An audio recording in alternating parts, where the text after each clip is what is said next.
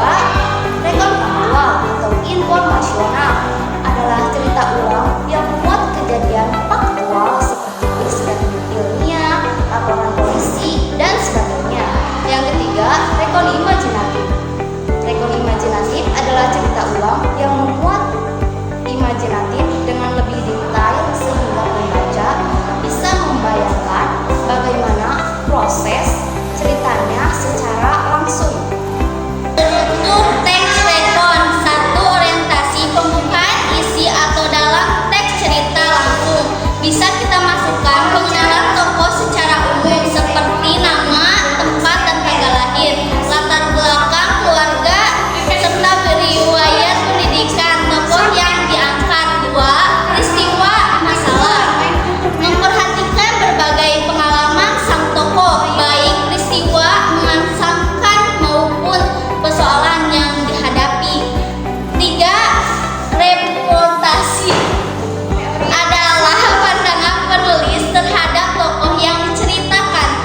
Reorientasi merupakan tahapan yang bersifat pilihan, artinya boleh saja bagian ini tidak disajikan oleh penulis. Ciri-ciri teks rekon: 1. Bersifat faktual atau imajinatif. 2. Menceritakan peristiwa masa lalu. 3. Disusun secara kronologis. 4. Sifatnya menghibur. 5. Memberi informasi masa lalu. 6. Berbagai pengalaman. Contoh teks rekon Candi Gedong Songo. Orientasi. Candi Gedong Songo berada di lereng Gunung Ungaran, tepatnya di Dusun Garum, Desa Candi, Kecamatan Ambarawa, Kabupaten Semarang, Jawa Tengah. Candi ini terletak pada ketinggian sekitar 1.200 meter di atas permukaan laut, sehingga suhu udara di sini cukup dingin. Kompleks candi ini dibangun pada abad ke-9 Masehi. Istilah Gedong Songo berasal dari bahasa Jawa, yakni gedong, berarti rumah atau bangunan. Songo berarti 9, jadi arti kata Gedong Songo adalah 9 kelompok bangunan. Lokasi candi yang tersebar di lereng Gunung Ungaran ini memiliki pemandangan alam yang indah. Di sekitar lokasi juga terdapat hutan pinus yang tertara api serta mata air yang mengandung belerang.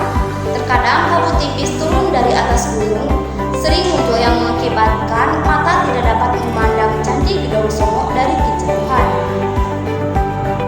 Urutan peristiwa untuk menuju ke Candi Gendo 1. Kita harus berjalan sejauh 200 meter dari pintu masuk melalui jalan setapak yang naik.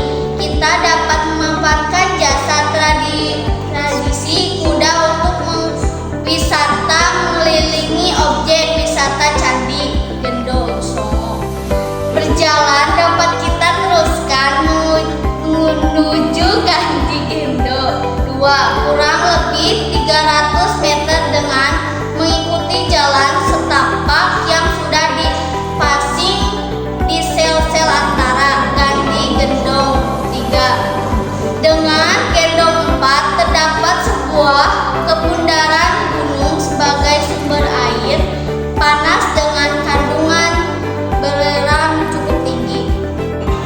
Reorientasi. Objek wisata Candi Gedong Songo cocok sekali untuk refreshing pemandangan alam sekaligus trekking karena dari pintu masuk hingga candi terakhir, yaitu Candi Gedong 5, lumayan memanjang. Sangat dekat sekali dengan puncak Gunung Ungaran. Pemandangan dari Candi Gedong 5 sangat indah sekali ke arah bawah.